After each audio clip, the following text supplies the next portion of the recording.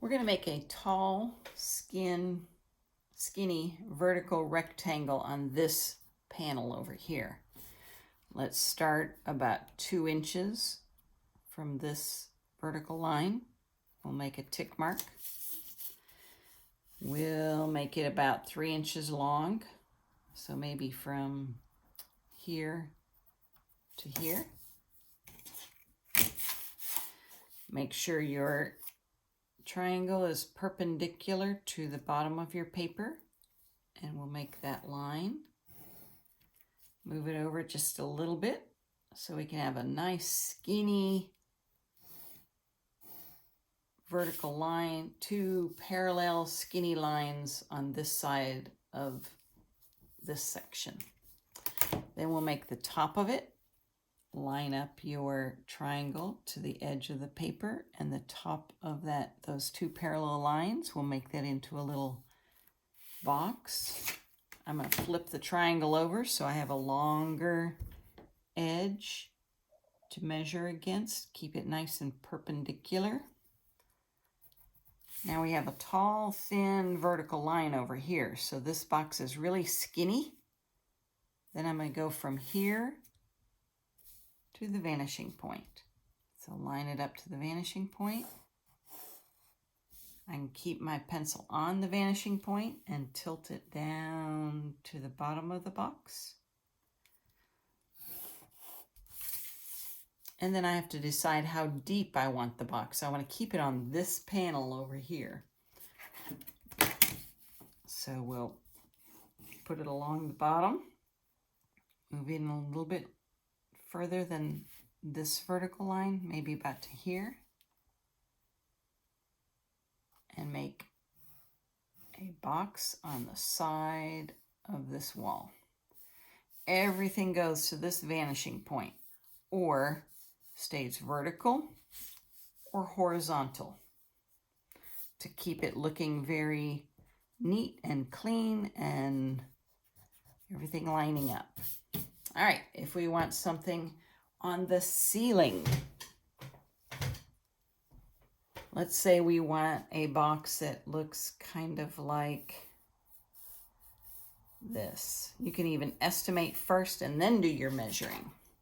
So if we want in the middle, we could say this is the middle, and this will be the middle of the box. We decide how big we want the box. Let's make it 2 inches. So we'll have 1 inch over here, 1 inch over there. That will put this box in the middle of this panel because I came up from the middle and I measured a little bit to the right and a little bit to the left. So this box will be 2 inches wide.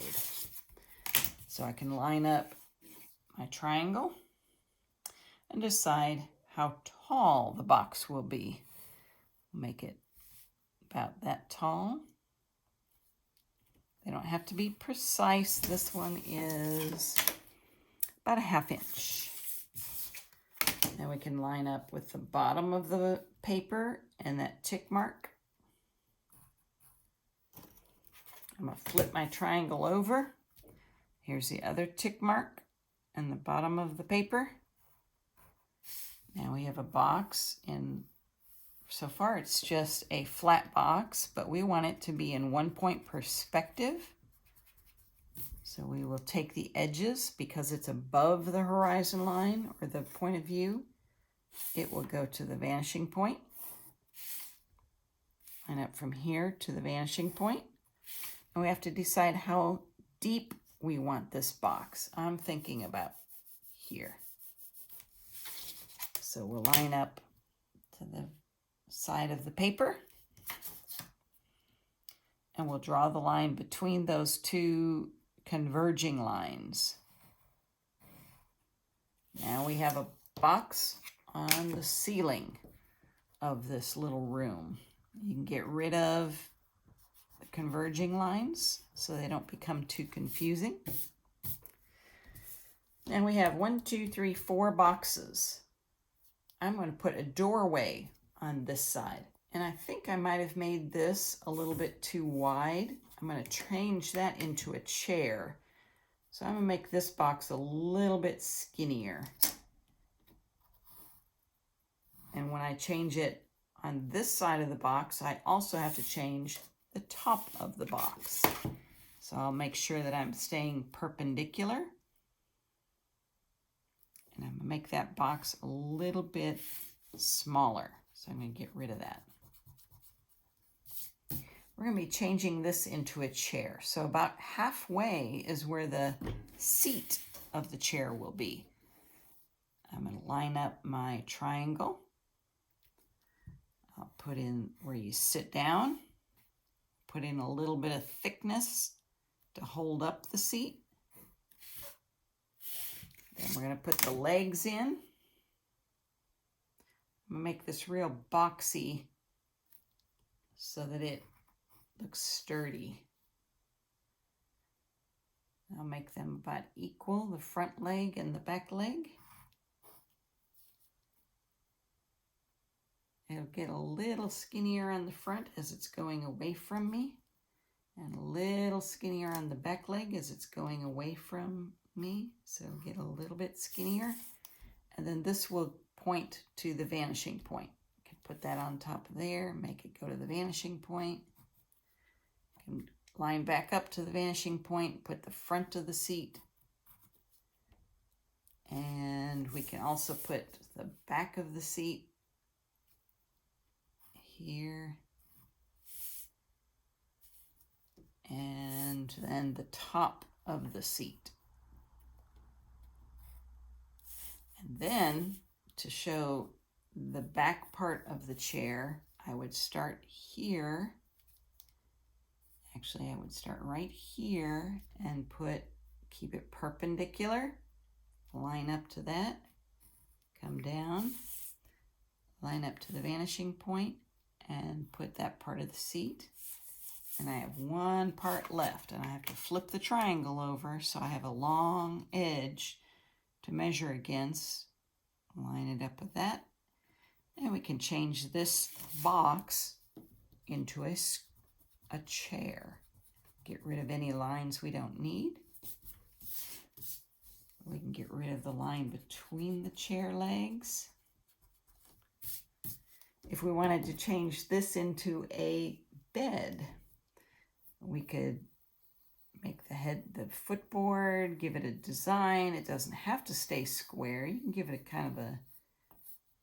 any kind of design that maybe you can even use your bed frame to decide how to make the bed. You put one on this. It's going to also stay within that box shape. We've got a headboard, a footboard. This will be the bed. You could put a pillow on it. The pillow would be a little bit curved. You could put a blanket, a quilt, whatever you want on the bed. Let's say we wanted a door over here. You decide how far from the wall you want the door. So let's go with this for the door. And it's not going to go all the way to the ceiling. It might stop about there. And we'll put the triangle perpendicular to the floor. Line it up with the mark we decided how wide to make the door. Have it go up to about there. Go from the vanishing point to the top of the door. And how deep we want the door. How big do we think that door might look? You can pick a spot and try it. If you don't like it, you can always change it. So there we've got the door. Put a little door handle on. All right, you can make this into smaller, like picture frames. You could make this into a window. Make sure you keep everything perpendicular.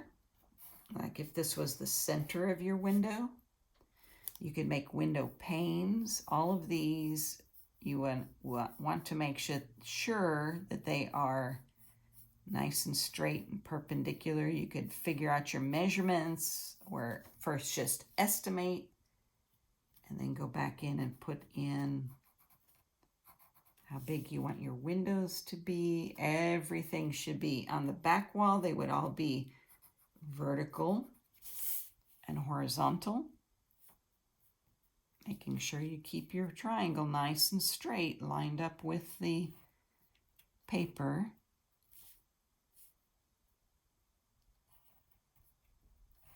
You can decorate this little room however you like. Change the boxes into furniture.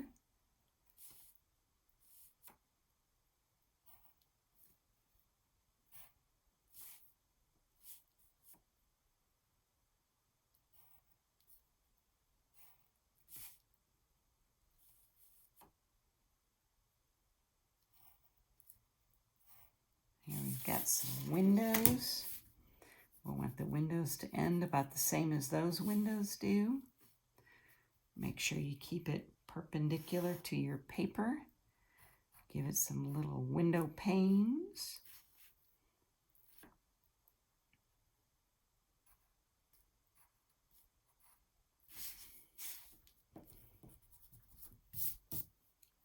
You could put more pictures on the wall. Everything would be perpendicular to your paper. You can sketch them out first. If you wanted to maybe put a ceiling fan up here, this one gets a little bit complicated, but it's kind of fun. So to find the center of any box, you would go from corner to corner.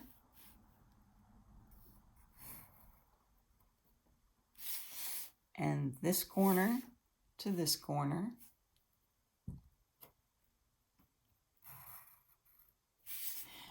And completely vertical. This now becomes the center of the box, and you want to keep it perpendicular to your paper. That's the center, that vertically. This would be the center horizontally. You could make these into ceiling fan blades.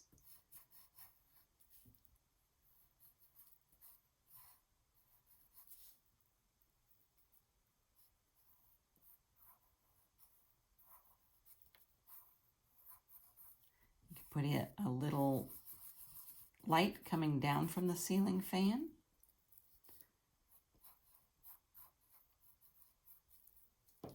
Erase the lines that you don't need. You might not see all of the blades because of the light fixture coming down from it. You could also put the part that attaches to the ceiling. There's probably a more technical way to do that, but we'll just make it kind of small so it's not distracting. Now we've got a ceiling fan hanging down in the middle of this room. You could make that into a picture. You could put a rug on the floor, line up to your vanishing point, make it about as long as the bed. Come over here, make it take up most of the room. I can end it, maybe just a little bit past the bed. The rug could be a little bit bigger than the bed. Come up here and the rug over here. You can decorate this room any way you want, changing the boxes that are in 1-point perspective into furniture.